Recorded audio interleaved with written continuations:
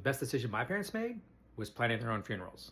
Now, that may sound weird to some people, but it was a big help when my mom passed away a couple years ago. So there were two parts to it. One, my folks wanted to be buried in a certain place. They wanted to be buried in the small country church where they got married. So a long time ago, they secured those burial plots. The second thing they did is they went to a local funeral home and bought a funeral plan. So they went ahead and made the major decisions. So when my mom passed away, all we had to do was to call the funeral director, bring our paperwork, and go in for a meeting. And that's where we just got on the schedule, went over the plan, made a few minor decisions, but most of the big ones were taken care of. So when my mom passed, we didn't have to call around town to different funeral homes. We didn't have to figure out where to bury her. We didn't have to sit through some sales presentation about caskets and wondering whether we were going to buy the right one. They'd already picked theirs out. But you can take planning your own funeral a lot farther. You could write your own obit. You could decide what you want to be buried in, whether it's a certain outfit or a uniform.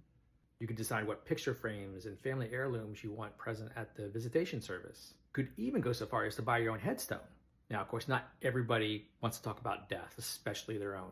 And then there's other people that don't really care. They'll just say, like, do whatever when the time comes.